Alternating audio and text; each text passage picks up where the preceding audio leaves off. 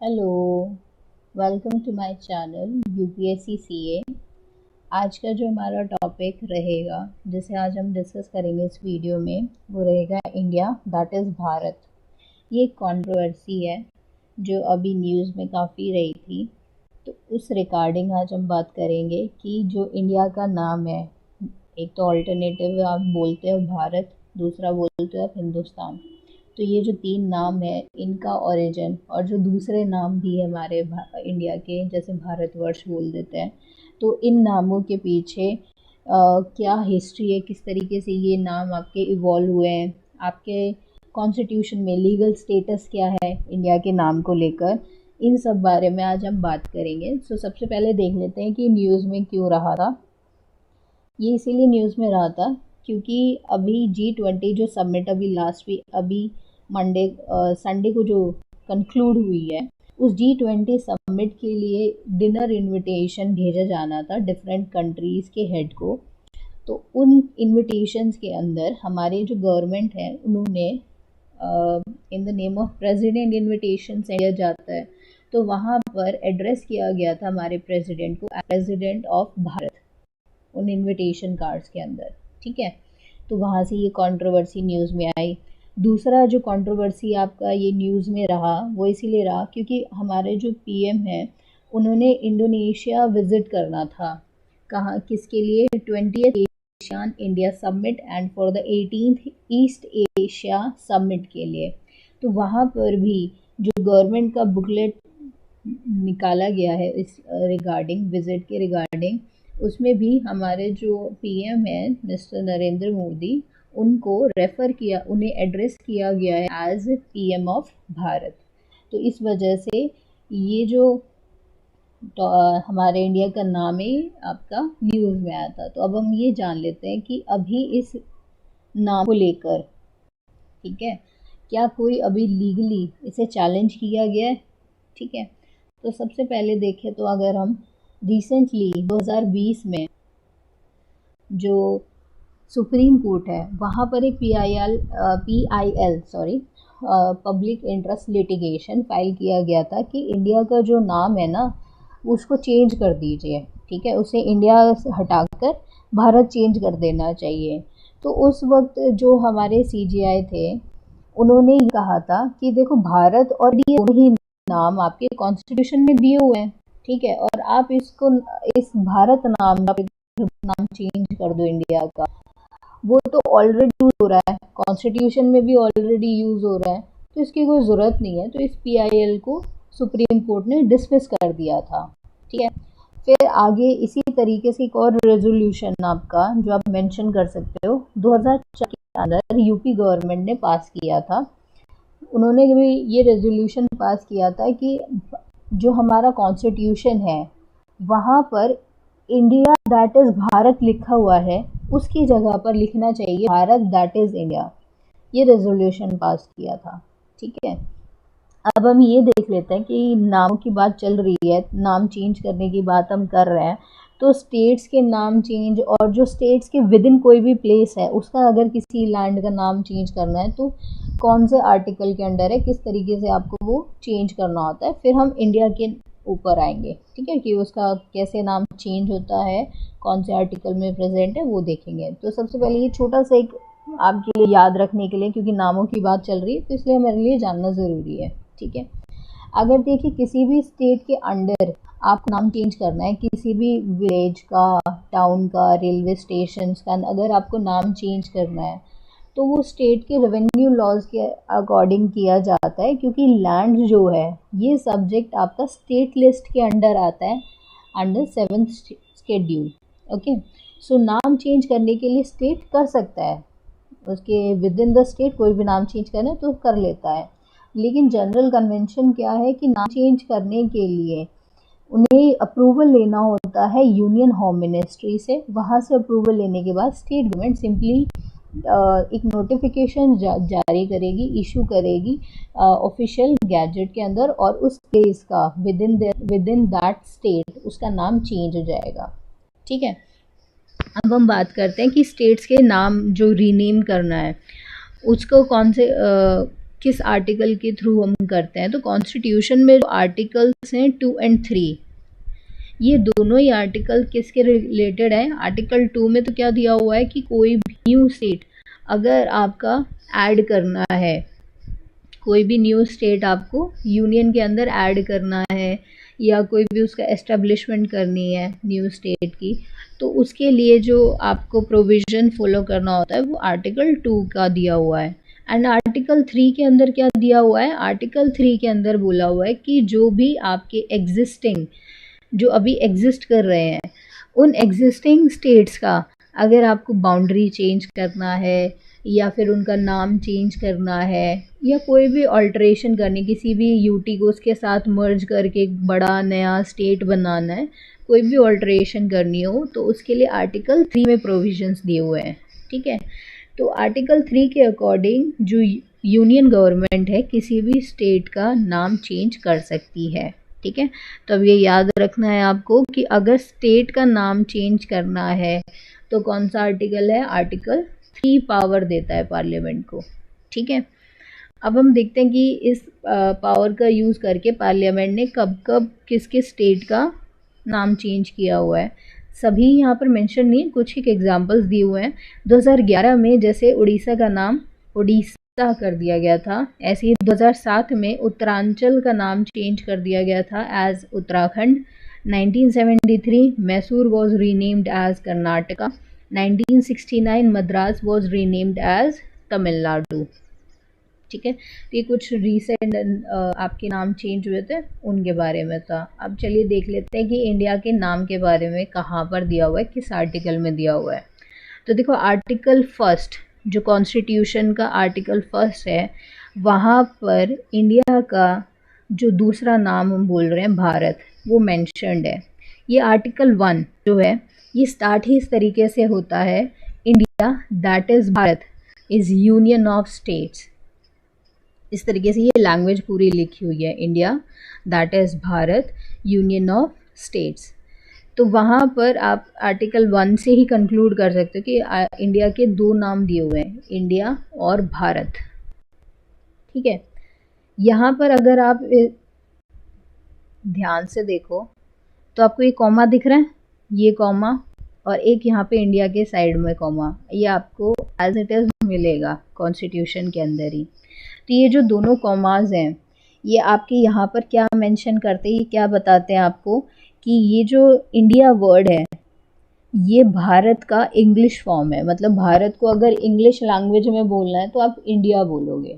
ठीक है, तो ये जो आपकी अगर हम बात करें आर्टिकल 1 है, इसके अंदर इंडिया का नाम इंडिया रखा जाए, भारत रखा जाए, तो कॉन्स्टिट्यूएंट असेंबली में इससे रिलेटेड डिबेट्स हुए थे। ये डिबेट आपकी इनिशियली नहीं थी, जो ड्राफ्ट आया ना आर्टिकल 1 का, वहाँ पर सिंपली इंडिया नाम लिख कर आया था, कोई ऐसे डिबेट नहीं थी। लेकिन जैसे ही आर्टिकल 1 को रखा गया, ड्राफ्ट को रखा गया कि चलो अब इस पर डिबेट कर लेते हैं और फिर इसको अडॉप्ट कर देते हैं, पास कर देते हैं, तो उस टाइम पर इसके नाम को लेकर काफ़ी कॉन्स्टिट्यूएंट असेंबली के अंदर डिबेट हुई थी कि भाई हम इसका नाम चेंज करते हैं, हम भारत ही रखेंगे, हम इंडिया नहीं रखेंगे। और दूसरे नाम्स भी सजेस्ट किए गए, जैसे बोला कि भारत भूमि रख दो, भारतवर्ष नाम रख दो। ठीक है, फिर ये भी बात चली थी कि इंडिया दैट इज़ भारत रख सकते हो। ठीक है, क्या बस ये बता दो कि भारत का नाम भारत है लेकिन उसे इंग्लिश में क्या कहोगे, इंडिया कहोगे। फिर उल्टा ये भी सजेशन दिया गया था आप पहले भारत लिखो, भारत दैट इज़ इंडिया, कि नाम भारत है और उसको आप इंग्लिश में क्या बोलोगे, इंडिया बोलोगे। इस तरीके से काफ़ी डिस्कशन हुई है। ठीक है, तो अब हम देख लेते हैं क्या क्या डिस्कशन हुई कॉन्स्टिट्यूएंट असेंबली के अंदर, वेरियस जो भी आर्ग्यूमेंट्स दिए गए थे। तो सेठ गोविंद दास जी जो जबलपुर से थे, उन्होंने ये बोला था कि आप ना भारत जो वर्ड है उसको ज़्यादा प्रेफरेंस दो ओवर इंडिया, उसको ज़्यादा आगे रखना है, आपको प्रेफरेंस रखनी है, प्लेस करना है। ठीक है, फिर उसके बाद ये भी आपका एक पॉपुलर डिमांड थी, ज़्यादातर लोग ये कह रहे थे कि आप ना ये अंडरलाइन कर दो आर्टिकल के अंदर ही कि इंडिया जो है वो एक सब्स्टिट्यूट है भारत का, नाम हमारा भारत है, बस इंडिया उसका सब्स्टिट्यूट है और किस में, इंग्लिश लैंग्वेज में। ये काफ़ी बोला गया था, ठीक है। फिर एक और हमारे कॉन्स्टिट्यूएंट असेंबली मेंबर थे हरि विष्णु कामत जी। इन्होंने एग्जाम्पल दिया, उन्होंने बोला कि देखो जो आयरलैंड है, उन्होंने अपना कॉन्स्टिट्यूशन अभी बनाया, रिसेंटली पास किया है, 1937 में पास किया है। और उन्होंने अपने कॉन्स्टिट्यूशन के अंदर क्या बोला है कि भाई देखो, हमारा name of the state is Eire, नाम तो हमारा क्या है, आयर है, लेकिन in the English language Ireland बोलना है, ठीक है। तो मतलब हरि कामत जी ने बोला कि देखिए, आयरिश कॉन्स्टिट्यूशन 1937 में पास हुआ है ना, उन्होंने भी अपना नाम ऐसे ही रखा है। उन्होंने अपना जो पुराना, बहुत पहले, फ्रीडम से पहले जो नाम था ना आयर, उसको मेंशन किया है कॉन्स्टिट्यूशन में, और लिखा है कि भाई हमारा नाम आयर है। लेकिन अगर आप इंग्लिश लैंग्वेज में बोलना चाहो ना, तो आयरलैंड बोल सकते हो आप इस वर्ड को, ठीक है। तो ऐसा ही हम भी भारत के लिए कर सकते हैं। हम भी बोल सकते हैं कि इंडिया वर्ड नाम नहीं है हमारा, सिर्फ एक ट्रांसलेशन है भारत की, ठीक है, only a translation of Bharat, ठीक है, इन द इंग्लिश लैंग्वेज। और जो कॉन्स्टिट्यूएंट असेंबली है, वहाँ पर भी कुछ आपके एंशियंट रेफरेंसेस दिए गए थे। लेट्स सी क्या क्या एंशियंट रेफरेंसेस कॉन्स्टिट्यूएंट असेंबली में दिए थे। तो देखिए, अब ये याद कर लेना अच्छे से जो भी यहाँ पर दिए हुए हैं, और भी मैं अभी नीचे आपको बताऊंगी कि और कौन से आपके कहाँ कहाँ पर ये नाम मिलता है। रट लेना भाई, कहाँ कहाँ आपका ये मेंशन किया गया है नाम, ठीक है। तो दास जी ने ये आर्ग्यूड किया था कि विष्णु पुराण, ब्रह्मा पुराण, वहाँ पर नाम मेंशन किया हुआ है भारत का, ठीक है। और जो चाइनीज़ ट्रेवलर हैं ह्वेनसांग, ठीक है, उनके जो ट्रैवल आपके अकाउंट्स हैं, उनमें भी पाया गया है कि इस लैंड को भारत बोलते थे जहाँ जब है, ठीक है। और कामत जी ने ये सजेस्ट किया था कि आप जो नाम रख सकते हो वो भारत रख दीजिए, भारतवर्ष रख दीजिए, भारत भूमि रख दीजिए, क्योंकि ये सारे नाम आपके स्क्रिप्चर्स में भी मेंशन्ड हैं। एक मोस्ट फेमस आपका अभिज्ञान शकुंतलम बाय द कालिदास, जो एक लव स्टोरी है between king Dushyant and Shakuntala. उनका जो बेटा था उसका नाम था भारत। अब वो जो उनका बेटा था उसे सर्वदमन भी बोलते थे, जिसका मतलब है ऑल कॉन्करर। उसने इस पूरी लैंड के ऊपर अपनी सोवरेनिटी एस्टैब्लिश की थी, तो इसीलिए इस लैंड को उसके नाम के ऊपर ही रख दिया गया, भारत बोलने लग गए। तो यहाँ से कहते हैं कि आपका भारत नाम ओरिजिनेट हुआ, ठीक है। लेकिन ये जो कॉन्स्टिट्यूएंट असेंबली में डिबेट्स चल रही थी, उसको लेकर फिर अंबेडकर जी ने बोला कि भाई देखो, ये ना सिविलाइजेशनल डिबेट मत कीजिए यहाँ पर, ये अननेसेसरी है, क्योंकि नाम जो भारत है उसको अपोज भी नहीं कर रहा, ठीक है। तो आप दोनों नाम रख लीजिए, ठीक है। और उन्होंने बोला कि ना देखो, हमारे पास बहुत सारा काम है अभी करने को, तो इसके ऊपर आप एक सिविलाइजेशनल डिबेट पे मत जाओ, India that is Bharat final करते हैं, ठीक है। तो उन्होंने ये नाम मेंशन कर दिया, ठीक है। अब हम देखते हैं कि आपका भारत नाम कहाँ कहाँ मेंशन्ड है, मतलब एंशियंट जो भी स्क्रिप्चर्स है वहाँ पर आपके कॉन्स्टिट्यूशन में कहाँ मेंशन्ड है नाम भारत, वो देख लेते हैं, ठीक है। अच्छा, इससे पहले एक चीज़ और मैं यहाँ पर बता दूँ आपको कि जो भारतवर्ष हम बात कर रहे हैं, इंडिया जो हम बात कर रहे हैं, वो किस एरिया को बोला जाता है, पहले बोला जाता था, जो आपका इंडस रिवर है, जहाँ उस एरिया को, इंडस रिवर के एरिया को हम क्या बोलते हैं, सप्त सिंधु रीजन बोलते हैं, जहाँ पर आपकी इंडस वैली सिविलाइजेशन एस्टैब्लिश हुई थी, उस एरिया से आपका नाम ओरिजिनेट हुआ है। तो आज आप ये सोच सकते हो कि आज जो जिस लैंड पे आप रह रहे हो, उस नाम को नहीं बोला, उस एरिया को नहीं बोला जाता इंडिया, ठीक है। इंडस वैली सिविलाइजेशन जहाँ पर एस्टैब्लिश थी, उस एरिया को बोला जाता था इंडिया। ये आपको अभी आगे समझ आएगा, ठीक है। तो चलिए देखते हैं पहले भारत कहाँ कहाँ आपका मेंशन्ड है। कॉन्स्टिट्यूशन में अगर हम बात करें तो भारत जो वर्ड है रेफर किया गया है इन द आर्टिकल 1, और किस तरीके से किया गया है, इंडिया दैट इज़ भारत, ये बोला गया है, ठीक है। और जो कॉन्स्टिट्यूशन का हिंदी वर्जन है, उसके अंदर आपका वर्ड भारत यूज़ किया गया है, हर जगह पर। वहाँ पर इंडिया वर्ड यूज़ नहीं किया गया है, वहाँ पर कौन वर्ड यूज़ किया गया है? हिंदी वर्जन में भारत यूज़ किया गया है। जैसे कि भारत का संविधान, भारत का संविधान, हम भारत के लोग, प्रेम्बल में लिखा हुआ है ये। और आपका आर्टिकल 52 के अंदर लिखा हुआ है भारत का राष्ट्रपति। वहाँ पर इंडिया का राष्ट्रपति नहीं लिखा हुआ, भारत का राष्ट्रपति लिखा हुआ है। तो ये आपके रेफरेंसेस है जहाँ पर भारत वर्ड आपका कॉन्स्टिट्यूशन में आता है। और देखते कहाँ मिलता है, नेशनल एंथम, उसमें बोलते क्या है? भारत भाग्य विधाता। तो भारत वर्ड यूज़ हो रहा है वहाँ पर।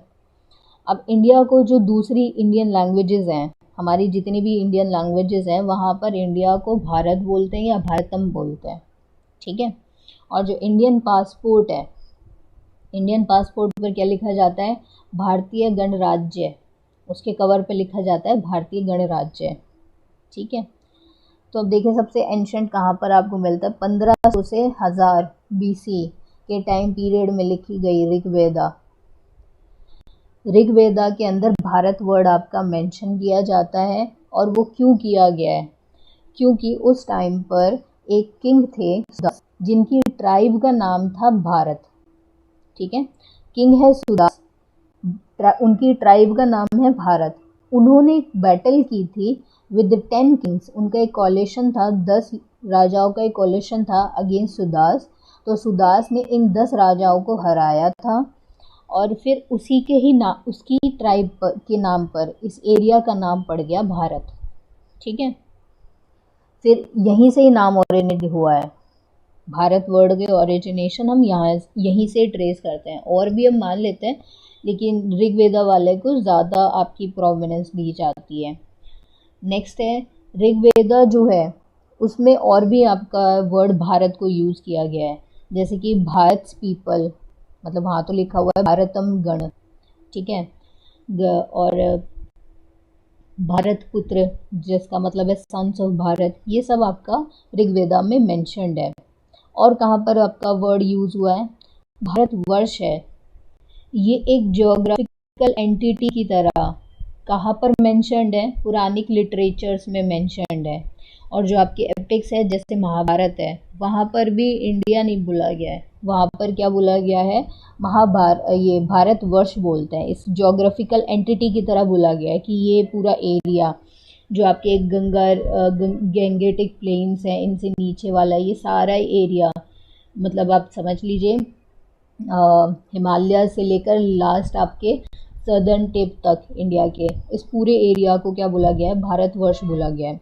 अब जो विष्णु पुराण है, वहाँ पर भी इस वर्ड को यूज़ किया गया है, भारत बोला गया है। वहाँ तो बल्कि पूरी डेफिनेशन क्या दी हुई है, भारत किस एरिया को बोल रहे हैं? वहाँ बोला गया है कि ओशन के नॉर्थ में जो कंट्री है, और जो स्नोई माउंटेन है उस साउथ में, स्नोई माउंटेन के साउथ मतलब हिमालय से नीचे नीचे, नॉर्थ ऑफ द ओशन मतलब इंडियन ओशन से ऊपर वाला जो ये लैंड है, इस पूरी कंट्री को क्या कहते हैं? भारत कहते हैं। ये विष्णु पुराण में मेंशन्ड है, ठीक है। और यहाँ पर जो रह रहे हैं उनके वो जो डिसेंडेंट्स हैं वो भारत के डिसेंडेंट्स हैं, ठीक है। ऐसे मेंशन किया हुआ है विष्णु पुराण के अंदर। नेक्स्ट अब हम आगे बात करें तो और कहाँ मिलता है? हाथी गुम्फा इंस्क्रिप्शन किसकी है? जैन किंग खरावेल की, 2 BC to 1 AD time period की है। तो खरावेल ने जो अपनी इंस्क्रिप्शन है वहाँ पर भी मेंशन क्या किया हुआ है कि वो गए थे एक्सपीडिशन पर कॉन्कर करने के लिए, किसको? भारतवर्ष को। तो उन्होंने भी भारतवर्ष नाम लिखा हुआ है, यूज़ किया हुआ है। अब एक रीसेंट जो आप कह सकते हो मॉडर्न टाइम्स में इस वर्ड को लेकर किसी ने यूज़ किया है, तो वो जवाहरलाल नेहरू जी ने किया है। उन्होंने इस भारत, इंडिया, हिंदुस्तान, इन तीनों ही नामों को इंटरचेंजेबली यूज़ किया अपनी बुक डिस्कवर ऑफ इंडिया के अंदर, ठीक है।